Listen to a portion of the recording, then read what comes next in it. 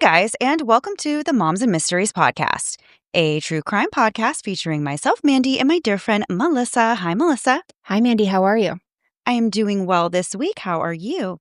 I'm good. I say we cut the crap because Let's do it. we have an incredibly smart, funny, entertaining, lovely, don't know why she's here, guest Personality, today. yes. More personality than we could ever put in our podcast. We have the lovely Ellyn Marsh from I Think Not podcast. Thank you so much for being here. I am so excited. I was bouncing off the walls. I just picked up my daughter from school, and I was like, I got to get home to talk about Diddy. And which maybe is a kind of a mom fail, but here we are. Fail when, we take it all. Well, I think in the next few weeks, everyone's going to be talking more and more about Diddy. And we heard via our quasi-manager, your producer, quasi-angel from the heavens, Yes. Harris, that we all as a community, we adore her, and she does so much. She said you are the go-to expert on Diddy. Is that a compliment? So I'm just going to correct you, and I'm going to say less of an expert and more of an ADHD hyperfixation. Perfect. Love it. Love it. It's one of those things where I can't stop, and it's 4:00 in the morning, and all of a sudden I'm looking at his baby pictures. Sure. So you just decide if that's really cool or super creepy. But don't decide in the reviews. This is amazing. We just want to hear it. We care. We want to know about Diddy's baby pictures, which I have seen already. I know that the jury process has started, and seen some of the court pictures, which, if you want to lose some, self-esteem, ask for your court rendering. I mean, the minute that woman made Luigi Mangione look bad, Yes. I was like, you can think what you want about the man, but he does not look like that. No. Looks like he just stepped out of a freaking runway every time he's in court. What kind of sorcery is that? No. But did you see that Diddy has gray hair? Yes, he has gray hair and something going on with his mouth when he turns. And his neck and everything. But I was like, oh, right. You don't have your L'Oreal touch-ups in prison, do you, my guy? No, I think he's missing those for sure. All right. So for anyone who might be confused, today we are talking about Diddy, which some of our listeners might be surprised to hear us talking about Diddy because, I feel like we don't usually touch on a lot of hot current topics, but this is one that everybody, of course, is talking about. And if you've listened to our show for a while, you guys know that I love a good conspiracy theory. There's a few conspiracy theories with Diddy. We probably won't touch on too much of those today, but we might get into them later. So, Melissa, I don't remember if you mentioned this before, but we are going to be talking about Diddy maybe as we move forward. He's about to go to trial, and that's why we've brought you all here today, because maybe not everyone knows all the details about what kind of got us to this point. So, as Melissa said, we brought on an expert. It's still an expert. You can say all that. You're an expert. Yes. To kind of help us break this down and just bring us up to speed on where we are with the Diddy case, how we got here, where it started, and just kind of get us off to the races really with this. Mm-hmm. Yeah. And then this will serve as kind of a beginner's intro to Diddy. And we will be getting into the case even deeper and more as the trial kind of unfolds over the summer. So, Ellyn, thank you again so much for being here. We're so excited to have your commentary on this. As Melissa said, you're the expert. Oh, gosh. Yes. Really? That's got to be your signature now. You're the expert. Diddy expert. I'm sure some little TikToker in their basement is like shaking their fists and they're like, I'm the Diddy expert. True. Yeah, so we are actually just going to let you take it away. I know, why don't we just start with kind of where things kind of got started, how the whole thing with Diddy even came to light. I do believe it was in November of 2023 when his ex-girlfriend Cassie filed a civil lawsuit against him. Am I correct in that? I have November 2023, but I will admit that I just did a very quick overview of this, so it could be the wrong date. So if I'm wrong... No, I still call the pandemic last year, so I totally trust you. I'm so bad with that kind of thing. Yeah, so I got into this because I did a podcast called Rabia and Ellyn Solve the Case, and... Love. we would choose a case with a guest, and time after time we had a list of cases for people, and I kept saying, I want someone to choose the death of Whitney Houston. The death of Whitney Houston never sat right with me. The facts didn't line up. I had a gut feeling. And so then I had this idea. I said, you know what? This is not an episode. This is a live show. So actually, Rabia and I toured with our Whitney Houston show. And when I research, I am a little bit extra in life. I probably did about, 500 hours of research. And as I kept digging, there was a correlation to Diddy. And I'll kind of get into that. And so then the story of Whitney Houston, we kind of took this sidebar into the world of Diddy and Clive Davis and Whitney Houston.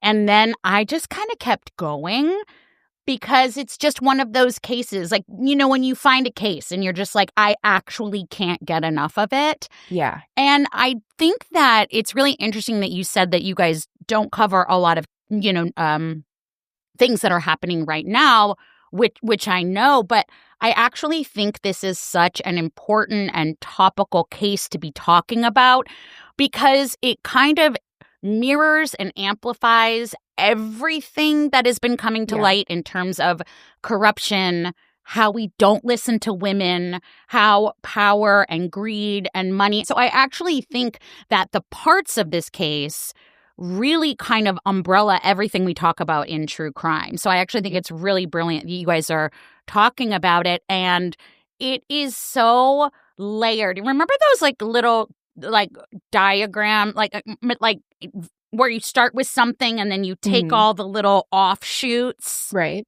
Yeah, that's about the size of my driveway at this point. I'm out of red yarn. If I may, I'm happy to jump in, but where do you guys stand on the case, your understanding of the case, your opinions, just so I can kind of see where you guys are at? I'm asking you questions on your podcast. No, this is great. We need that. Somebody has to be a leader here, so please. I would say once we started seeing all of the feds coming around, when they were, in all of their, the feds, we saw them going to his house and you think, well, there has to be, this is a high-profile guy. They're not going there just to, shoot the crap or whatever. So I knew something was wrong. Aubrey O'Day has always said that something is wrong with him, that he's an evil, evil man. And she is right about a lot of things. And so to me, I always heard her voice. So once this started coming out, I was like, they're going to find something. And of course, the Cassie video, no one really believed it until the video came out. Wouldn't believe her words, but we saw the horrific video and now people believe it. So kind of what you were saying before about believing victims. So that's kind of where I am. I know a lot of pop culture, so I'm interested in the J-Lo of it all. And is that why Ben left at the end? And is she going to be called in for anything? I don't know. That's where my conspiracy theories go. Mandy? I'm a little bit less pop culture-y than Melissa is, and I don't say that offensively at all. It's just not one of my hobbies. I honestly wish I was more invested. I feel like sometimes in the current events of pop culture so that I could at least keep up with Melissa and her references, of which she makes many that go way over my head because I don't know. I have no clue what she's talking about. But I guess for me, really, I don't have a ton of knowledge on the details of the Diddy case. I do sort of know, what's going on, but I feel like mostly the context is that for several years, we had a lot of high-profile people being exposed for really terrible behavior and just absolutely shocking things that were coming to light and were being in the news and being on social media. And so it was kind of one of those things when you heard the first little bit that Diddy might be involved in some type of scandal, violence against women, any kind of trafficking type thing that he could be involved with, those circles. I guess it was kind of like, okay, well, I guess Diddy too, like I guess we got him too. Add because to the list. it was just at a time when it was like one after another, names coming up. And then I did see the Cassie video, of course, along with everybody else. And so I was like, wow, they actually have visual evidence and proof of this one. So I, of course, immediately became interested in how the case was going to play out because, as we know, with high-profile cases, a lot of things get swept under the rug or they just don't see the light of day at all. So I am very interested in seeing kind of how things will play out with this case. But as far as knowing a ton of details, I don't really have a ton of knowledge. Great. Well, this will be your longest podcast you guys have ever put out. I'm kidding. I was just thinking two things that you said, Melissa. Number one, you hit the nail on the head. And when you said earlier, Mandy, the reason I was tripped up with those dates was because you're right. Cassie came out with her allegations in 2023. And then Diddy's home was raided by the FBI March 2024. And it wasn't until May of 2024. That's why I was thinking of that date. That's when we saw the video. Wow. And so we didn't believe her, or I mean, I did. We as a society didn't believe her until 6 months later, until we actually saw it with our own eyes, which is, to your point, infuriating. And again, to your point, Melissa, which Aubrey O'Day has been screaming from the rooftops, I mean, really in fear of her life. Oh, yeah. And it's so interesting because the reason, and this is my opinion, the reason Diddy is in court today, or I mean, they were dismissed today, but the reason he is in court is because of Cassie. 100%. Because Cassie was the one who came forward. She then paved the way for Don Richard, who was also in Making the Band. And for those of you who don't know, Cassie Ventura was on Diddy's show, Making the Band, which is probably the first time I watched the show, and that was probably the first time I was like, ew, who is this horrible man? Because it was an MTV reality show where people would audition to make a band. And then it was the process of him making the band. And again, I'm so bad with dates. I want to say it was like 15, 16, maybe even more. No, it has to be more because my daughter's almost 16. We were a little more okay with people being mean. I mean, you think back to, the first season of American Idol when Simon Cowell was so mean and we laughed. That wouldn't fly today. So that was sort of the vibe with Diddy. So that's really where it began. But I do want everyone to very much understand. I believe we are only where we are because of the bravery of Cassie Ventura.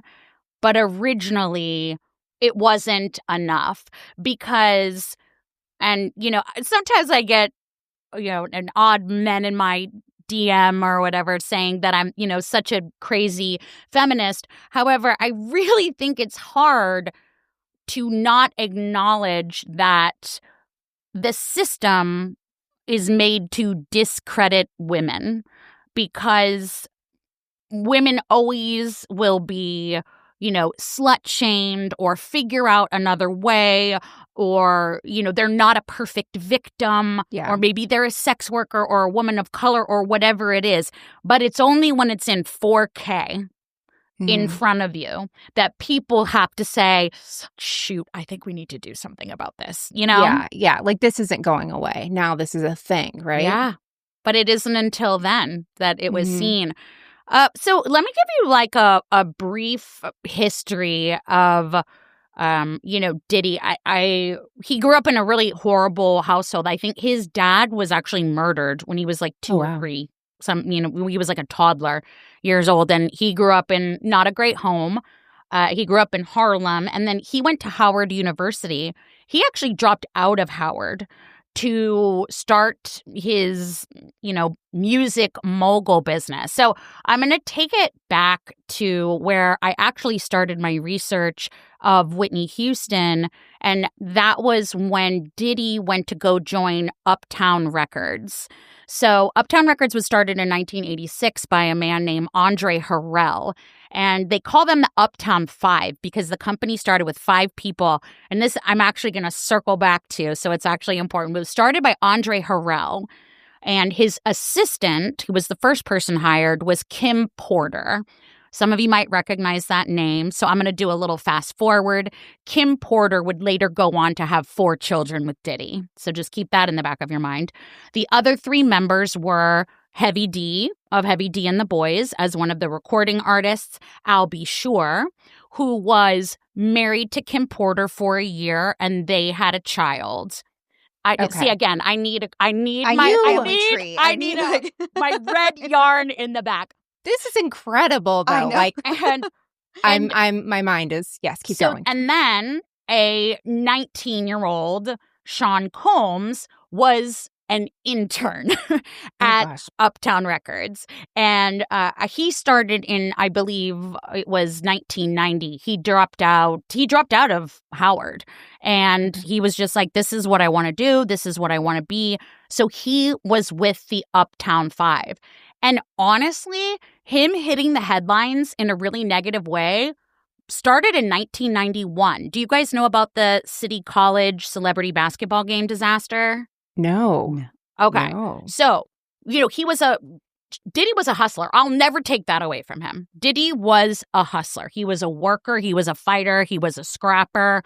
If he wasn't an absolute gargoyle, on fire, garbage can of a person, So in 1991, he was interning at Uptown Records, and he went to Heavy D and said, hey, let's put on this celebrity basketball game at City College in New York. And they had like 50, quote, celebrities. Like the biggest celebrities were like Boyz II Men was performing, Run DMC was performing, Heavy D was performing. So that gym holds upwards of 2,700. It's like 2,700 and change. 5,000 people showed up to the gym. And essentially, without getting in the weeds on this, there was a stampede and 9 people died. Oh, like one of the, like what happened at that other concert? Like a crowd? Yep. Oh, like they had shut the doors. People were getting pushed in, and 9 people lost their lives. 29 people were injured. I did not know about that. And that was in 1991. And it was, all over the news and everything. And, but here's the thing. So the report actually cited Sean, at the time his name was Sean, as, the responsible, essentially, for the stampede. However, no criminal charges were ever filed. There begins the system of the next 30 years, because in the report, he was named as one of the people responsible. And then there were subsequent civil charges, the families of the victims, rightfully so.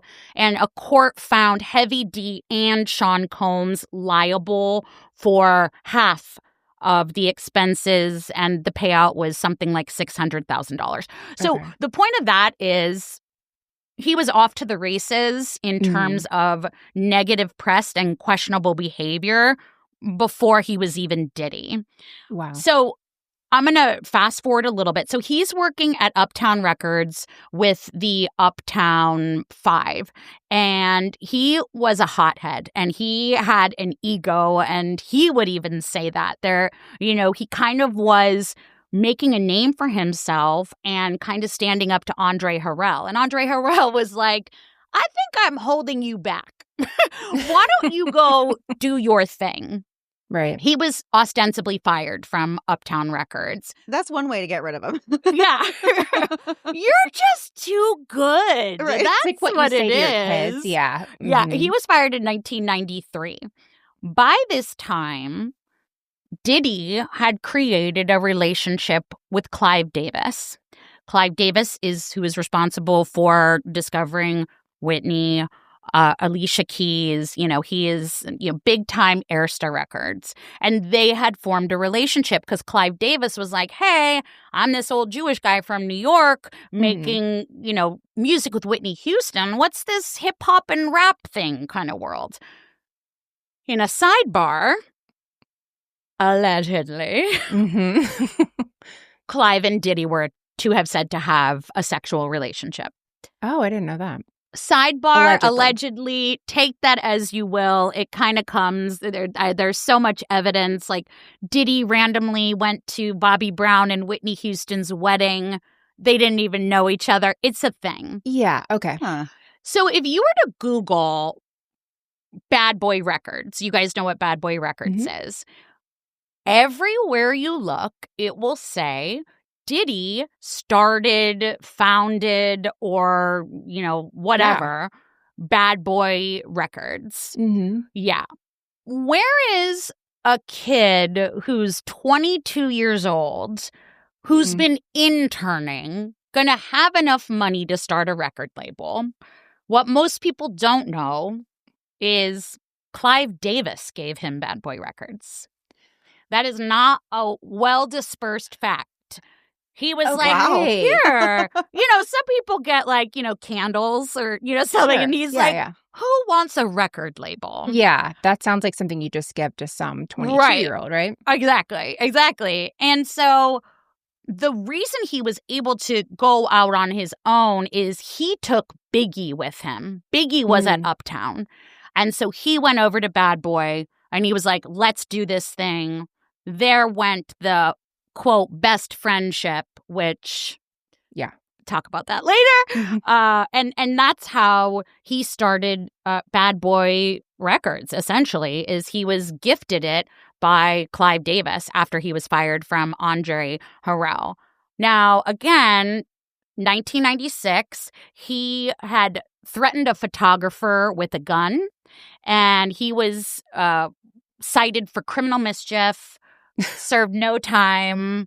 Of course, it's, starting the pattern. And then in 1997, Biggie was killed in L.A., and that's when he started coming out with the Puff Daddy, and he did the I'll Be Missing You, and he sort of stepped into the limelight of being a rapper, which, totally my opinion, the worst rapper of all time. Yeah, I never got that. I was like, I get the clothes, I guess, and some of the other stuff, but rapping, no. I mean, his biggest hit is a sampled song about Biggie. Right. No creativity. That's his biggest song, Yeah.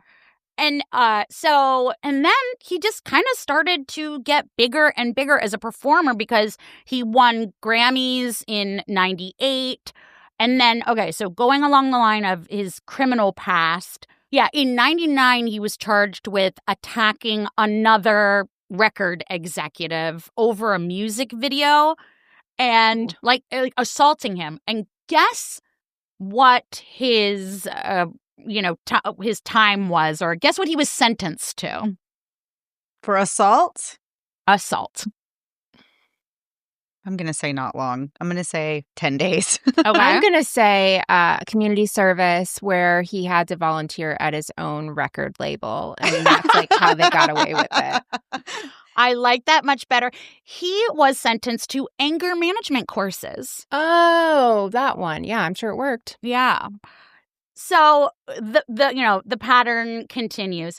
And then comes the biggest thing that sort of catapulted him was the shooting in 1999 with J-Lo, where three people were wounded. Everyone said that he had the gun. J-Lo had the gun. He offered his driver $50,000 to take the fall. That was very, very public. He was charged with that. And then one of the people that he was mentoring, Jamal Shane Barrows, he was convicted of the shooting, and he serves 9 years in prison. Again, nothing on Sean Diddy Combs. And he just keeps getting bigger. Making the Band is in 2002. He performs at the Super Bowl. I mean, he was on Broadway, you guys. Oh, that has to be personally offensive to you. He was on Broadway. And so his star keeps rising. So every time his name is coming up in a negative way, he sometimes get up. Do you know people like that where you're just like, where is your freaking karma? Yes. Yeah. Absolutely. All right. Okay, I'm going to do a little bit more of this timeline. Okay. And so in 2008, he was charged with punching a guy at an Oscar party and settled, quietly settled. Then he was arrested for a fight that broke out at like his son's football game. Yeah, that feels. That was in 2015. That feels right, but yeah. What do you think happened to those charges? I assume that they went away. They just dropped, disappeared, magically dropped, assaulted someone at a UCLA football game. Okay. I remember this. Yep. Okay, yeah, I remember that. Okay. I'll get into Kim Porter and all that. I just kind of wanted to, show that this is a pattern. And then all the DB stuff comes out in 2023. But he is no stranger to the court system, police, getting arrested, getting charged. What is foreign to Diddy is actually being charged and facing the ramifications. But have you guys done or heard anything about his legal team? Okay, so tell me, because this is this is all alleged because I know that I'm messing this up. Isn't someone in his legal team married to someone in Luigi's? Yes. Okay. Yes, you are so right. Yeah, I'm going to mispronounce his name. Mark Agnifilo? Agnifilo, okay. Yes. He and his wife, Karen, is defending Luigi. Got it. Yeah. Okay, yeah, I thought I heard that. Okay. You all... This defense team, when I read about it, I actually got like hot in my face. Oh, wow. Because these are some of the best, most smartest, just genius, shark. They're all good at different things. Mark Garagos he's not a lawyer, he's the legal consultant, but his daughter, Tenny Garagos, who is amazing, is on his... She is incredible. She is going to be huge. And they have Alexandra Shapiro. They have this guy named Brian Steele. He was just added to the case, I want to say, not even a month ago. And the weirdest thing about this man, Brian Steele, who has a tremendous record as well, is this man leads such a clean lifestyle. He doesn't drink. He doesn't smoke. He eats brown rice and vegetables every day. What a freak. The man won't even curse. Even if he's reading a transcript and it says a curse word, he won't say it in court. Oh, wow. And he's defending Diddy. That's okay, but didn't somebody recently I don't want to go too far ahead, but didn't somebody on his legal team literally say, I cannot? Is that him or is that someone else? Okay. No, someone. And you can get to it whenever. I just remember that. Like recused themselves. Yeah, no, okay. Totally. But his legal team, it was giving me like OJ vibes. Oof. Yeah.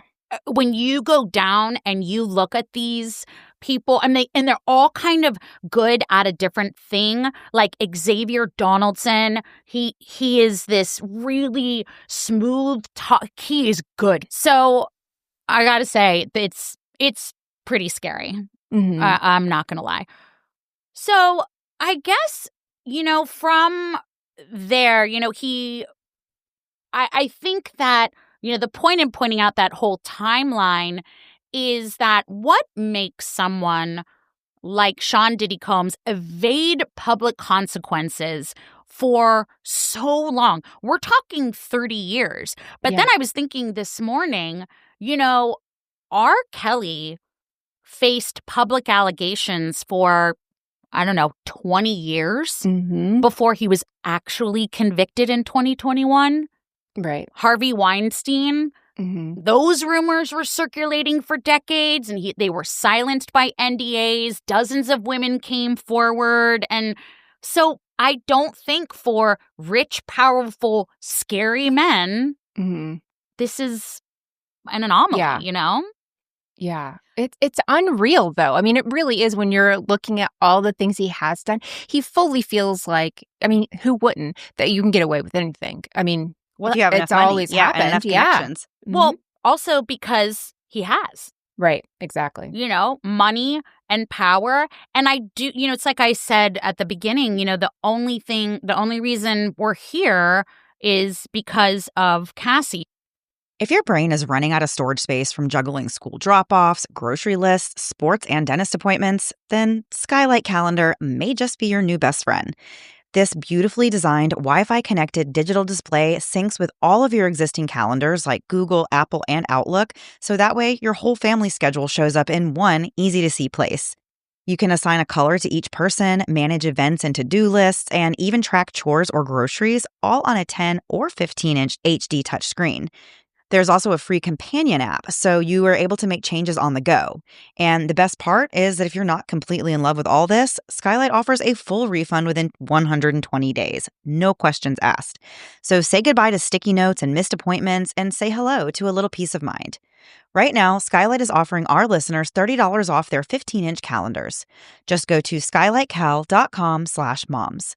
That's SKYLIGHTCAL.com/moms for $30 off. If you're a dog parent like me, you probably know the feeling of wanting to give your pup the absolute best, but figuring out what the best actually is extremely overwhelming. And here's a statistic that really got my attention.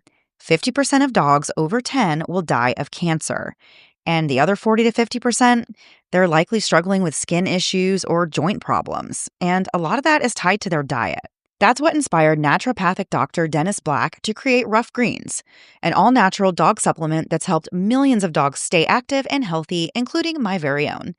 My dog Lila has been getting Rough Greens in her food for about 2 months now, and the difference has been noticeable and amazing. Her coat looks shinier, her energy's up, and with as high energy of a dog as she already is, that is really saying something. It's just been such an easy way to support her health without having to change her food. All I do is scoop Rough Greens right on top. Right now, you can fetch a free Jumpstart trial bag for your dog. You just have to cover the shipping. Go to roughgreens.com and use promo code MOMS. That's RUFFgreens.com, promo code MOMS. You don't have to change your dog's food to improve your dog's health. Just add a scoop of Rough Greens. Real quickly to go over the charges. Okay. He has currently, now this has nothing to do with Tony Busby's civil cases, which I don't know, there's Right. 10,042 by now. That is total civil stuff. This is just FBI charges. As I was picking up my daughter from school today, she was trying to ask me questions. I was like, I can't start in the middle. And she was trying to say why it wasn't televised, because all of us want to see pictures. We're not going to see anything. And I was trying to say because it's federal court. And I was trying to say the difference. And I was saying, well, the FBI, they don't go until they have their stuff. They have been looking into Diddy for a long, long time. So that gives me hope. But these are just the charges that they have right now. He has 1 count of racketeering, conspiracy, 2 counts of sex trafficking by coercion, and 2 counts of transportation to engage in sex work and kidnapping. But, just casual stuff. And the indictment clearly says that he coerced, abused, drugged women for years and silenced victims through blackmail, violence, threats, physical beatings, arson. And something that I hope will get discussed more is nobody does this alone. Yeah. There's a godfather, and there's a consigliere, and then there's, all the other guys below. So there is a network of associates, employees, workers that not only aided him and helped him do this, but they turned a blind eye. Totally. Right. That's kind of where the conspiracy kind of ties into it, is how deep does the corruption go? How many people are involved, and who is truly at the very, very top of all this? Because like you said, this is not a one-person job. This isn't something that one person gets involved in. They don't wake up one day and have the connections to even get involved in something this on a scale this size. And so it does make you wonder, how deep does it go? Where does it end? And who's at the very top? Well, okay, so speaking of the sort of conspiracy of it all, it's sort of hard for muggles like us to even wrap our head around it. You know, I'm not a big conspiracy theory person. I'm kind of cut and dry. But then when you really dive into it, how many times can you see the same pattern and be like, oh, no, wait, there's something here. You trust doctors, you trust police officers. Yeah. And then you see enough of it and you're like, oh, no, there's bad guys everywhere. Mm-hmm. Totally. So in that conspiracy, without getting too far in the weeds, I told you about the Uptown Five. Today, as it stands, there is only 2 remaining members of the Uptown Five. However, it's sort of 1.5. So let me just go into that. So the conspiracy. So, it was Andre, Kim, Heavy D, Al, and Diddy. Andre Harrell died in 2020. He was in the process of writing a tell-all book. And he died from heart failure coupled with flu-like symptoms. Heavy D died in 2011 while he was in the middle of writing a tell-all book. Oh, my gosh. And he also died of heart failure. Mm-hmm.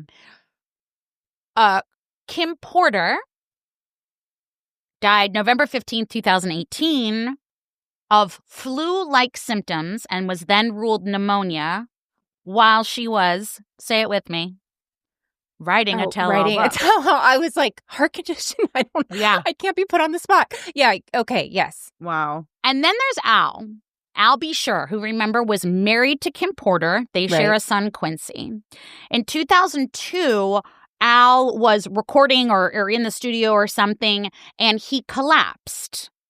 And he was rushed to the hospital with miscellaneous and undetermined flu-like symptoms. He was in a coma for 2 months.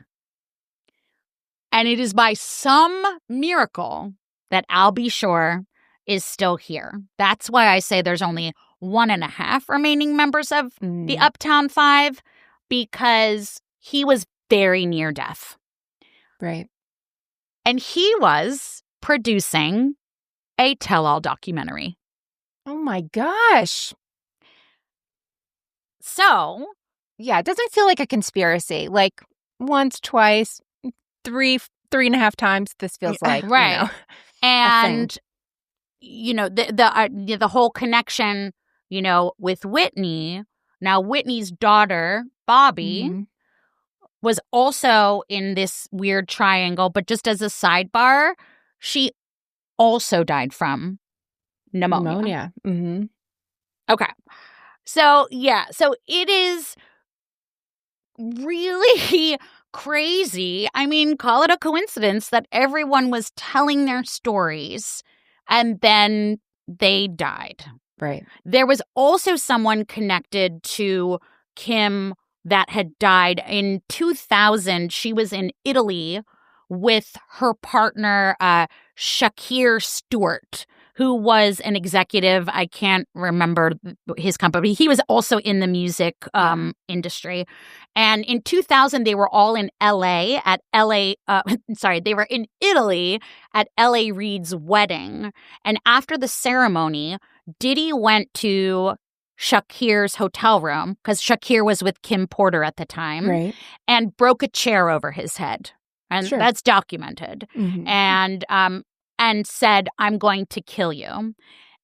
And suspiciously, Shakir Stewart died from, I'm putting in bunny ears, a self-inflicted gunshot wound in 2008. Right. So we've all had death and darkness in our life. Sure.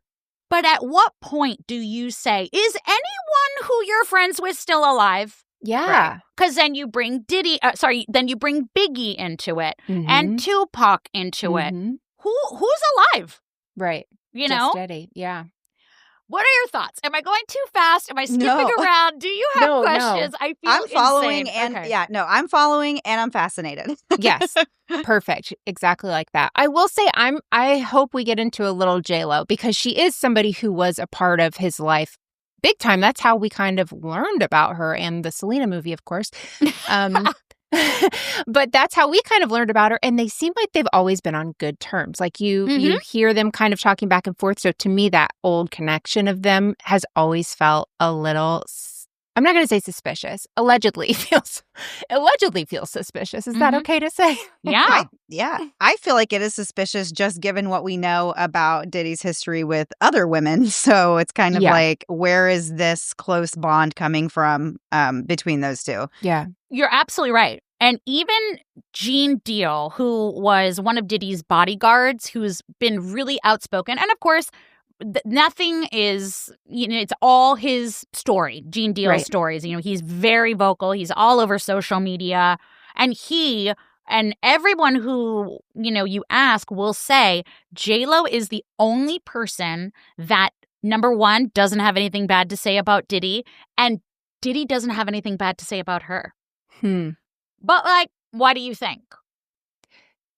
Who knows? I mean, I think something happened that she knows during that time, and he's got something on her, and so she's going to stay quiet. That I truly do, in my heart of hearts, believe that's part of the whole breakup with Ben and J-Lo, is knowing this stuff was coming down the pike and getting out before she's, being called in or whatever, not knowing what, he can't ruin his reputation with all of this coming out now. He's got enough. Well, remember that incident I told you back in 1999? Yes. Where the other guy took the fall with J-Lo. So I feel like bad circumstances bond us. You know, you have a bad job and all of a sudden everybody that works there is best friends. Yeah. It's sort of the same thing. Now, none of us know for sure. And I don't know if she has, kept her side of the street clean. Sure. She was not mentioned in any of the indictment in terms of his freak-offs, but Kim Kardashian was. Ooh. And Kim Kardashian also brought women to those freak-offs. So there is a world where there might be something else there. Right. But really, the biggest thing that brought J-Lo to the forefront was that frickin' green dress. The dress, yep. It was the first time any of us knew who she was, and someone was like, she's a fly girl on In Living Color. And you're like, what? That was it. And all of a sudden, she's huge. Right. Now, let me ask you a question. How do you go from Diddy, ingrained in scandal, in the hip-hop culture, all kinds of lawsuits, all kinds of legal speculation, to Goodwill Hunting Ben Affleck? Not Ben Affleck that we know now. Right. Why do you think that is? I mean, I feel like it's an image thing, right? For like sure. You're trying to just fix your image, which it's also not worked the opposite now. Like, it's not so good for him now. Yeah. I mean, I think that J-Lo is a vault of information, but she has so much to lose. Yeah. And I don't know if she's going to have anything to do with this, because those charges were from much later. And from what we understand, and I really do mean from other people that have testified, he did not have a hostile or violent relationship with J-Lo. Right. That's just what people said. I kind of want to get your vibe on this. So we're only in jury selection right now. And first of all, they can't even find, I think they had 6,000 people and they can barely find them. How do you find someone who didn't see the Cassie video or who doesn't know what Bad Boy Records is? Are you guys finding nomads?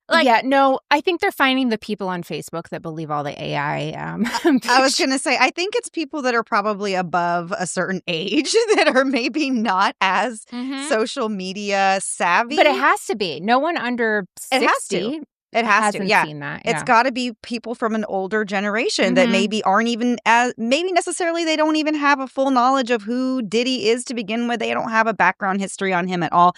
But yeah, you're right. It would be incredibly hard to find jurors in a case like this that's this high profile with somebody this well known, and not just the defendant being this well known, but the other people involved are also equally as well known. So there's like a very high chance that you're going to know someone in the case.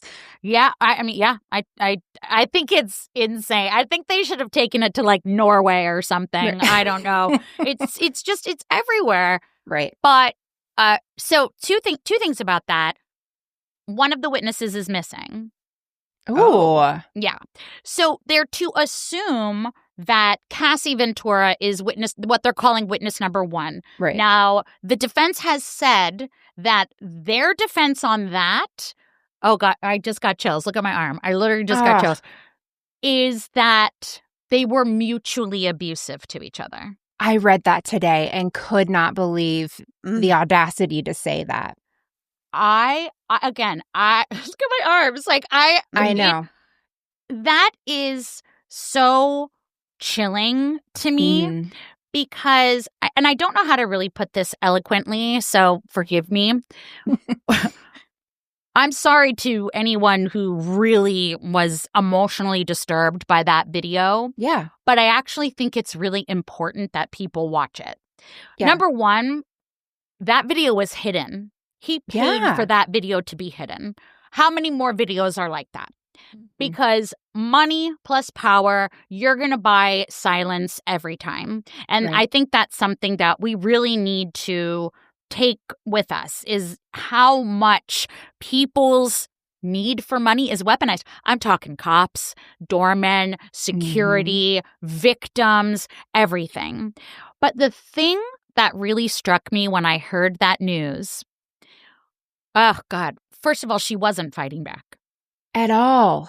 She was defending herself, and I don't know how to say that. I keep getting chills. It was almost like, you know, when we're little kids, or I grew up in California, and we had earthquake drills, and they would teach you stop, drop, and roll. And we'd all get down, and we would cover our heads like it was a choreographed dance. And I felt like that's what she was doing. 100%. She knew if she went down to the ground, he would start kicking her. So she put herself in a ball. And my point for saying this isn't to upset anyone. That is not a man who has not done that before. Absolutely. That is a man who expertly beat her up because he knew where to hit her, how to hit her. And the fact that, how many attorneys does he have? 7, 8? 8 humans. I don't care how much money they're paying you. $1 billion, I don't care. Can stand up there and look at that video and tell me that that man has not done that before, time and time again. How many of those videos are hidden, destroyed? Listen, if you work in a hotel and you're making minimum wage and someone comes up to you and says, I'm going to give you $50,000 to delete all the videos from last night, who wouldn't take that? Who wouldn't get out of their life circumstances for a life-changing amount of money? That's not a life-changing amount of money for him because he's a billionaire. $50,000 or whatever it is, $20,000, you know. But again, it is a system in place where he knows how to do this, people. He knows how to make it go away. He knows how to silence people. The fact to me that it was in the hallway, it's not in the room. It's if I leave the room and I'm arguing with my husband at the hotel, my mouth is shut when I walk out. I'm not going to bring my mess into the halls. So for him to so blatantly do that outside of the room and keep going, he knew he was going to get away with it. He knew, you know, well, this sucks. I'm going to have to pay some people, but he didn't care. There was nothing. And I don't think I realized how strong he was. Like, I didn't think he was physically a big guy, but watching that, and I also have chills now, but watching that was so upsetting because it was not a slap. It was not anything like that. It was to hurt her and to teach her. And that was all he was, and to silence her, really. Like that was the whole goal. And she knows his history. She knows everything about him. She knows she could be next, Yeah, what you were saying about Cassie, like she's the true hero in this because she could have just kept silent and went about her life and knows all these risks and still went ahead and did it and opened the door for everyone else. Yeah. And I totally agree with you too, Ellyn, that as terrible as it is to actually see, that video playing out in your face where you cannot deny that this is what happened. It's terrible. It's awful, but it's totally necessary. Like you were saying, there's so few of these types of videos that actually do see the light of day. And this is like the proof that everyone says like, oh, we need proof. We need proof. This is the proof. Yep. And of course, I'm not saying that if you are someone who has trauma in your own background, no, you shouldn't traumatize yourself by watching content like this. But if you're someone who just doesn't want to see it because it makes you uncomfortable, I would challenge you to like get over it a little bit and watch these things. This is real, this is like actually happened to someone. And like you said, Cassie had the bravery to come out and put this out there herself. And in some ways, I feel like it is showing respect to her to watch this and to acknowledge that this is what she went through and that this is a real thing and not just say, I don't want to see that. That's too uncomfortable for me. Like this is a real thing that real people have gone through and that needs to be put out there. Yeah, I couldn't agree more. That's such a great point. When someone says, oh, I don't want to watch that, it makes me uncomfortable. Oh, does it make you uncomfortable to watch it? Because that woman had to live it. Right. And we say it all the time on I Think Not, it's heavy what we do. It is heavy. I take it on. I take on emotions. I always make fun of, I'm a big old crybaby. I laugh and then I cry. And it's upsetting. And sometimes it's a lot. And I think you guys would agree. But we have to tell the stories because us being uncomfortable or upset for a night, that doesn't compare to somebody living with abuse or trauma or somebody, losing their loved one. So, yeah, you need to watch the video. You need to see what actually happens and how that was covered up for years. That was an old video, by the way. That was like an 8-year-old video that someone was paid to hide. And I just think that, and women don't come forward, right. And misogyny is constantly weaponized because when women do speak out, they're harassed, they're doxxed, they're threatened, they're a slut. Yeah. They want something. They want to ruin him. They want his money. And I got to tell you both, I'm terrified what they're going to do to those women on the stand because they're going to, they're going to embarrass them. It's true, though. They're going to they're going to talk to people. They're going to look at, find a picture of them in a bikini and call them a slut. What those 5 women are doing, well, one is missing. They don't know where she is. And that's terrifying to me. They are essentially altering and changing the course of their life for justice because they will. Those defense attorneys, first of all, are absolute pieces of garbage because no paycheck is worth defending a man who has hurt so many people. We haven't even gotten to the freak-offs or anything like that, but he has hurt so many women. Even if you want to say, take everything off the table.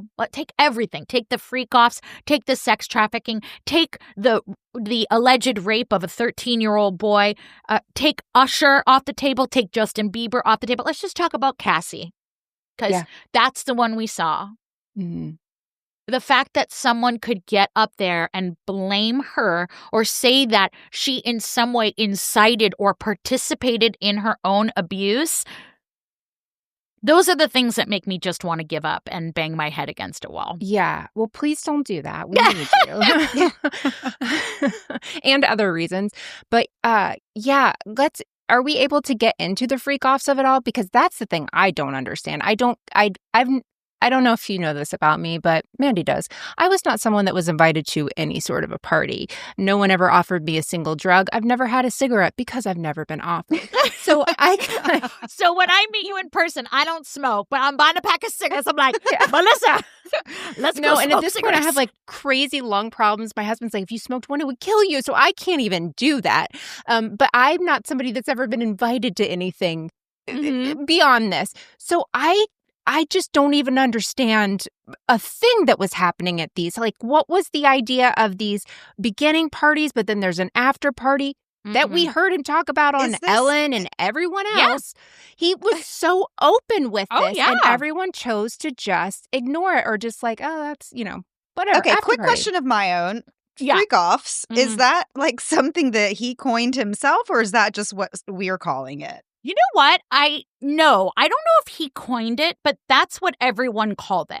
Everyone knew, the Diddy white party, which happened in the Hamptons. And We've then all known about that. I don't know who actually coined it, but that's what they were referred to. Okay. I mean, you all, listen, I wasn't a cool kid either. I mean, I was a theater nerd. Do you want me to sing the soundtrack to the Who's Tommy? I can do it.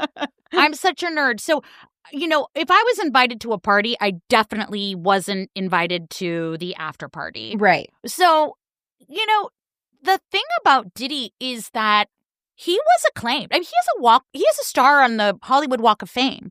This man has Grammys, and he was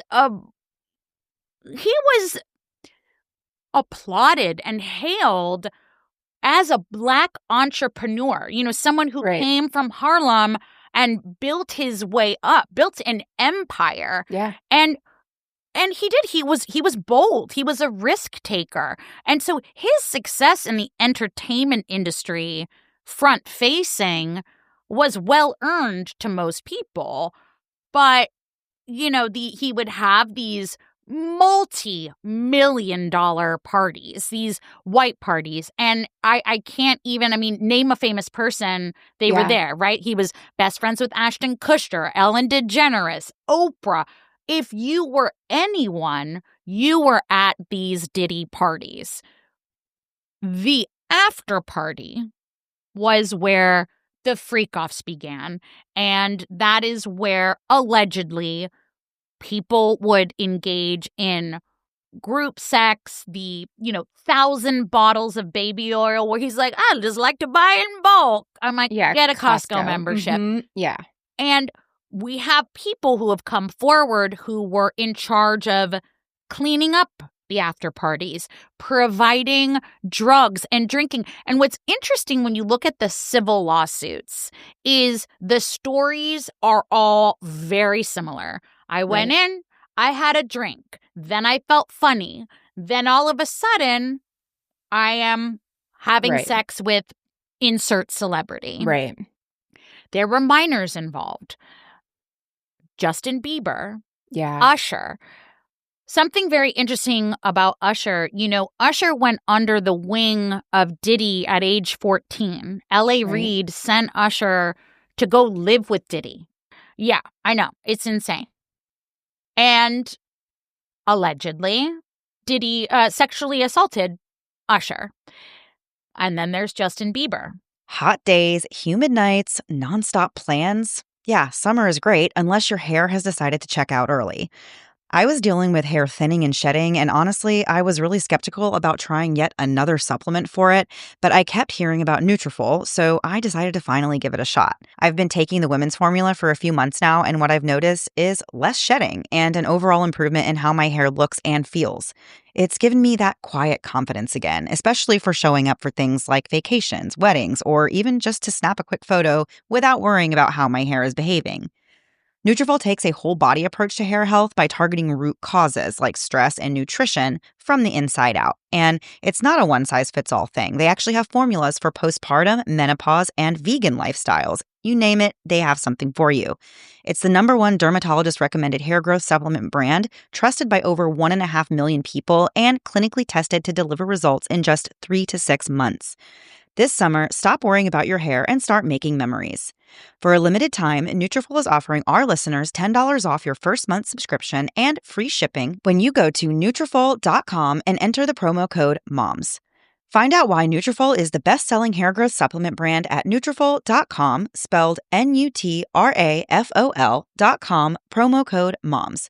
That's Nutrafol.com, promo code MOMS. As Florida residents, we basically live outside, and when the weather is this gorgeous, I want my backyard to feel just as comfortable and inviting as my living room. So this year, I gave our outdoor space a little upgrade with some help from Wayfair. I picked out a new outdoor sofa set that's perfect for evening hangs, plus a few palm-inspired planters just to give it that tropical vibe. And let me tell you, everything showed up super fast, shipping was free, and setting everything up was a breeze. Wayfair has a massive selection of outdoor must-haves, whether you're looking for a dining set for weekend cookouts, lounge chairs for poolside naps, or even a gazebo to block out that Florida sun. They have something for every space and every budget. So don't wait for the summer heat to get unbearable. Refresh your outdoor setup now and enjoy the best parts of summer all season long. Shop a huge selection of outdoor furniture online. This summer, get outside with Wayfair. Head to wayfair.com right now. That's WAYFAIR.com. Wayfair. Every style, every home. Usher is the one who brought Justin Bieber to Diddy. Now, I would like to say there is allegations that Sean P. Diddy Combs experienced sexual assault. That isn't from him. That's from other people. But I do think it's important to note because the victim often becomes the perpetrator, which is the case with Diddy to Usher, Usher to Justin Bieber. Usher is another one that's going to be very interesting if he's brought into this fold because there are a lot of allegations. There are a lot. Everything I say is alleged, by the way. I mean, this is, you know, people have said it. I'm probably going to post something at the beginning of this that says everything we said was alleged. Absolutely. Just, you know, so these are people's stories. You know, bodyguards, people who were there, but is, you know. Yeah. It is alleged that Usher was actually hospitalized due to his essay from Diddy. And it is alleged by the person who drove him to the hospital. You know, so it just doesn't stop. And the saddest part, which again hasn't been proven, was that oftentimes at these freak-offs, it is said that minors were brought in. Often low income, kids who wanted to be famous, boys and girls. And that should be said too. The allegations of Diddy are men and women. And it was essentially group assault. But what they're going to say is these are adults having consensual group sex. I don't kink shame. I don't shame anybody for anything they do in the privacy of their own home as long as it's consensual. I don't care if you're, you know, hanging from your toenails or whatever, as long as everybody's an adult. That one I do have to call. That seems dangerous. Slight shame with toenails. Right. You know, that is where the sex trafficking comes in. Yeah. The allegations. You know, racketeering is such an interesting charge because racketeering is like, you're doing a bunch of organized crime. Okay. I was going to ask you because I feel like the last time I heard of racketeering really is white-collar crimes, but like from the 60s. I don't feel like we hear racketeering a whole lot. So, yeah, explain that. Racketeering is truly organized crime. It's mob bosses. It's, you know, the Gotti family. It's basically saying you do a bunch of bad stuff and you have a system in place and you have a bunch of, you know, people below you maybe doing your dirty work. Maybe you're doing the dirty work, but it's organized. There's people paying off money. You know, again, Gene Deal, the bodyguard, he says he would walk around with a bag full of money and just pay off whoever he needed to. NYPD, security guards. And again, listen, yes, NYPD takes an oath, but you're going to tell me that you're going to go to an NYPD who's making $70,000 a year and they say, here's $50,000 to say you didn't see anything? Of course, that's disgusting and awful, but you have to think of a human being and their life circumstances. I'm not saying it's right. I'm just saying open your mind to the possibility that it is very easy to buy people. Oh, I'm not saying it's right, but I'm saying it's absolutely possible. Yeah. Well, and I would imagine if you're in that position, you need cash. They know you need cash, and you take it and you think, well, the next person will do it. Like, obviously, somebody's going to do it. It doesn't have to be me. I really need this. But so I can see convincing yourself that, like, I wish I could, but this is too good of a deal. And just knowing somebody's going to do it. Mm-hmm. And my gosh, it just keeps going and going. Yeah. And, but it's everything. It's the sum of the parts of how this quite possibly went on for 30 years, because that is what we're talking about. And it has gone unchecked because money doesn't just buy you stuff. Money buys you an elite team of lawyers, and power allows to shape your public persona and your narrative. And then power and money also allows you to impart fear in order to silence people. So it's like a system, because we have to remember the system favors the well-resourced. Yeah. And that's it. Do you guys ever listen to the podcast or watch, on TikTok, Diary of a CEO? I've seen some TikToks. Mm-hmm. Yeah. I love that podcast. And there was this divorce lawyer on there telling the story of his saddest day in court. And he actually got choked up, and he was saying that, his client most likely did everything this woman said. Now, I understand the idea of a defense attorney. I dated a man and his dad was a defense attorney. And one day I built up enough balls to say, how do you do it? If you know someone is guilty. And the exact thing he said, which I've repeated on my podcast so many times, is he said to me, my job isn't to weigh in on their guilt or innocence. My job is to ensure he gets a fair trial. Right. And that was the way he sort of made peace with it in his brain. Diddy lawyers, that's different. Go scratch. I don't believe any of that. But, this divorce lawyer was saying he's like, I'm really an expensive lawyer. And this woman had, a friend of a friend. She was a bad lawyer. She was making really stupid mistakes. We're talking even just in her verbiage of, presenting evidence or something. And he was saying, God, just say this. Just say this. And he said, and I won that case because he had more money. Because I'm a better lawyer, and better lawyers cost more money. Right. And that's sort of why we are where we are in so many instances. And I think the more we open our eyes to, I don't live like that. I pay the guy who mows my lawn, but I don't have money to buy anybody. So I think we just, need to think bigger about it.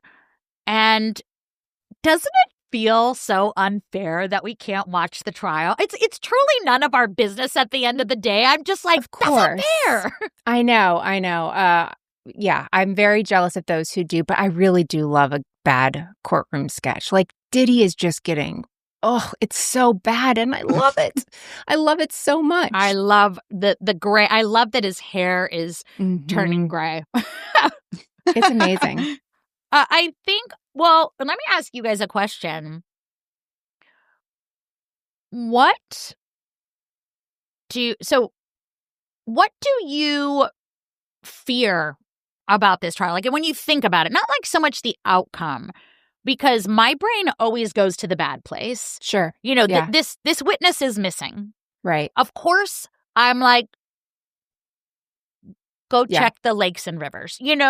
Honestly. Yeah. It feels like a mob movie, but let's be for real. Oh, one thing I didn't say. This was a woman who was willing to identify herself. Unreal. I mean, totally real in this case, but it is you would think that just being able to do that would provide her some safety, that everybody knows that you're a part of this now. And so you can have some sense, because surely nothing would happen to you before this trial. And so that's the most brazen. He's brazen, I feel like, in all of this, and still has all of his minions. There's still money. Mm-hmm. Yeah, for sure. I would say definitely just beyond, the worries and fears about the outcome of the trial itself. I definitely think that's one of the biggest concerns you have is like what's going to happen to the people that are involved, the witnesses in the trial that are supposed to testify, and just everybody else involved. That what are we going to hear about? What's going to happen throughout the course of the trial? I am terrified for the victims. Yeah. Also, I said at the beginning of this, I'm not a conspiracy theorist, but what if they buy a juror? I mean, yeah, that would be the easiest, really. You just need one. Joey, my podcast partner, and I often say it's so hard to put yourself in the mind of somebody who is so sick or corrupt or violent. I'm not saying I'm a perfect person by any means, but it's like you would think, I could never be bought. But people can, and people are scared. Of course. If someone ever threatened our children, and that's it. Yeah. That's the thing. It's so different if you're coming after me. You can come after me. Mm-hmm. That would not be great. But you hear that all the time. Whenever they're starting to go after someone's family, that's where they have to stop. That's where you have to look at, make decisions you wouldn't normally make, because your job and your love is to protect these other people. So that's a real fear. Mm-hmm. I think jury intimidation, jurors being bought off, just threats. I mean, I would be terrified if I was called in for this kind of a trial. Mm-hmm. Terrified. Yeah. I'd say some crazy things to get out of it. I would go full Liz Lemon in 30 Rock and, be Princess Leia. I'd do whatever I had to do to get out of this, because this is just, I don't wish this on anyone. Mm-hmm. Yeah. As I was saying, I was driving my daughter home, and as we pulled in the driveway, she said, "Do you think he's going to be found guilty?" And, we're always told the FBI doesn't take their shot unless they know they're going to get it. We have that number in our head, the 98% success rate. Who knows if that's real? Yeah. There's probably corruption in the FBI, too. It's everywhere. And, I have a couple of people that I refer to in law enforcement, and they've seen corruption. They've seen corruption in coroners and medical examiners. And this isn't me. I'm not like, I don't even have a tinfoil hat. Mm-hmm. I guess I could make one. She asked me that question, and I've never really been posed with that question before, because in my gut, I believe in his guilt, even if it's 20% of what they say. Mm-hmm.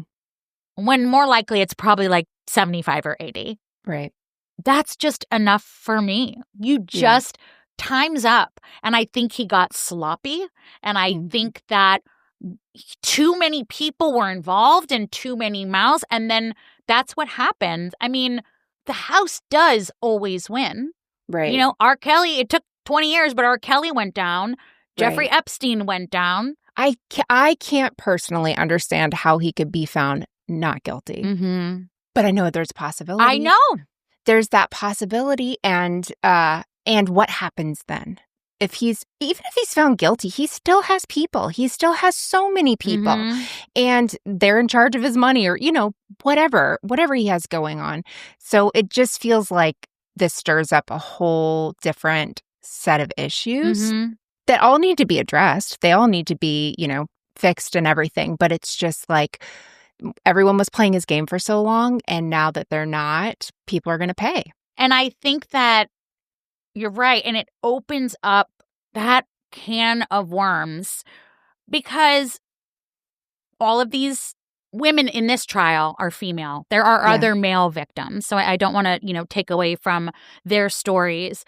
But we do always come back to most of our victims are women, not believing women. And I think other than outright misogyny and thinking women are dramatic and out for money and all of those things, I think that there's part of some people's brain that if we believed all the stories, we believed all of Diddy's stories, any woman's story, it forces people to act.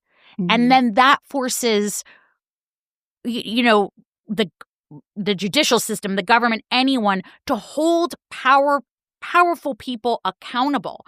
And then we're all sitting here re-examining our heroes. Yeah. Whose albums was I listening to all these years? Whose concerts did I go to? And then you're all of a sudden you're reconstructing your childhood. You know, all of these rappers and musicians that we've, come to love, these movie stars or whatever. So I think that it's, I think that there's a lot of fear in that, and people aren't comfortable with empathy. Yeah. We don't, it's like, people don't want to watch the Cassie video. They don't want those feelings stirred up. And that's how women stay silent. And that's why you can't take the number of, women who experience intimate partner violence or any kind of domestic violence in the home or any kind of abuse. You can't take those numbers seriously because it's just a fraction. Those are just the people that were brave enough to speak. And there's a whole bunch of women who are scared into silence, and my heart breaks for them. And, so it's so complicated. It's so layered, and there's so much corruption and deceit and hatred and manipulation. But, power, man. Mandy knows my family member ran for city council, got on small town. We're talking small town. And the corruption I've learned about with that, it's unreal. Like anything you think is going on probably is. And if it's happening in this little tiny, not to say inconsequential town, but in the grand scheme of even the state, the country, it's just a blip on the radar. So to think of a trial like this with so many quote unquote important people and, this big city and all of this stuff, the national focus, I can't even begin to imagine the corruption from the bottom all the way to the top. It's if he gets convicted, I will be so thankful and so happy if, the jury finds that, but I would not be surprised if it doesn't happen. Yeah. And they're just, I keep going back to the victims and the re-traumatization that they're all going to face on the stand, because I know you both have seen it. We need a perfect victim. Yeah. We need a woman that doesn't wait to report. We need a woman that dresses appropriately. We need a woman who's crying, who's in distress. We need a woman who's never had alcohol, who's never done drugs. We need a woman who's soft-spoken. She needs to be, that whole mold of the perfect victim. If they're angry in any way, if they delayed their response in any way, and they're going to be they're going to be disbelieved. They're not going to, be believed. The burden of the perfect female victim is another form of control. Yeah. Yeah. I mean, there's so much. I mean, that's why I feel so mad about being left out of the courtroom. I know I'm not entitled to it. No, I know. But, and I'm not a religious person, but I'm sending the energy to those women who are brave enough to sit and look at their abuser. Any woman who sits in a courtroom and has to point out their abuser in court. Which is the wildest thing if you really think about it. Not only do you have to accuse your abuser of doing something, you have to sit in court and look at them, have them look at you while you're saying all these. Like, that is a crazy, that is just the craziest idea that it's not via a video, anything like that. No, you have to show up. You have to have them look at you. You haven't gone through enough. Yeah. And if you're not crying, you're cold. But if you're crying too much, you're acting. Yeah. It's a whole thing. And I don't know. Maybe I'll go stand in line. I think they let like 13 people in a day. They do. I'm trying to think of who Rotten Mango. Her name is escaping me, but she is a reporter and she's got a very popular. Stephanie? Yes, Stephanie Wu, right? Yes. Oh, I love her. She's awesome. I saw her TikTok. She's been in. Yeah. So she is someone who has, which is really cool. But yeah, is there anything we should know, anything else you can think of real quick before we go that we should know about the trial before we get to it? I don't know. I think that the defense's plan of going after Cassie is obviously not unexpected from a legal perspective, but is just so disheartening. And, on the prosecution team, I did want to mention, which is kind of cool, there's 8 U.S. attorneys and 7 of them are women. Wow. Yeah. Okay. I thought that was pretty We're cool. doing something. And I feel like they might add another layer of perspective, empathy, emotion. I'd be very interested to look into their case history. I do know that Maureen Comey is one of them, former FBI agent James Comey's daughter. Comey's wife? Oh, his daughter. Okay. Yeah. Okay. I was like, hold on, I know that name. Yeah, I mean, tips of the iceberg here going back with all the corruption. So thank you for offering me my 10-part series on your podcast. Absolutely. Please tell everyone where they can find you, because if you're not listening already, like, what are you doing? You're listening so to us? Sweet. You're really nice. Listen to us and then go over there. Yeah, you guys are awesome. You guys have a little bit of a calmer vibe than me and Joey, but we're very nice people. Very nice. You guys are great. And I always see like your social media, like your listeners love you guys. And I think that says so much about you. Thank you. I really appreciate that. We do have a great community. So you can find I Think Not Pod on social media. You can find us wherever you get your podcasts, Spotify, Amazon, Apple. We also have a very active Patreon. We have a TikTok, Instagram. You can find me personally at Ellyn Marsh on Instagram and TikTok. I spell my name with a Y. Super annoying. I don't know why my mom did that to me. Clearly, she did not want me to have a life on the stage. I also have a Love is Blind recap podcast. What? It's the only reality show I can get Mandy to watch. Seriously. Oh my gosh. For the last 2 or 3 years, every time there's a new season, we do bonus episodes where we just discuss Love is Blind. It's the most random thing that we do on our podcast because it doesn't go with anything. It's just oh my God. Love you guys is Blind. have to come on. I'm blown away. So, please. Well, okay, I know you guys don't curse, but it's called Shut the F Up, Nick Lachey. Shut the F up, Nick Lachey, but we use the real word. Can Melissa just say, shut the F up, Nick Lachey? She might go for that. And I say it to my TV all the time. No, that's how we came up with it. So it's me and Daisy Egan, who's another Broadway lady. Mm-hmm. She won a Tony when she was 2 years old. It's very funny. And we were at my house one day watching it, and I was just sitting there, I went, oh, shut the F up, Nick Lachey. And I go, hey, if we ever have a podcast, we should call it that.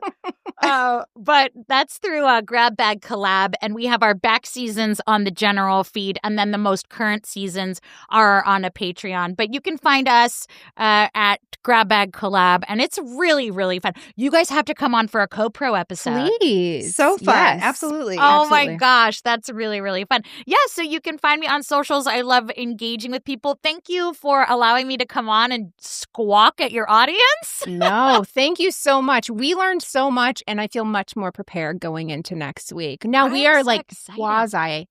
We know an expert. How about that? That's about as far as we got. We know an expert. You just know me. We're going to have to make a text chain about it. We're going to have to text about the trial. Absolutely. Yes. Don't add Kimberly. Whatever you do, she still has the green button. I can't. Yeah, Kimberly Arnold. We love you. Yeah. But get over it. Thank you so much for having me. You guys are such a delight. And I hope I see you soon. Absolutely. Yes. Thank you. Thank you.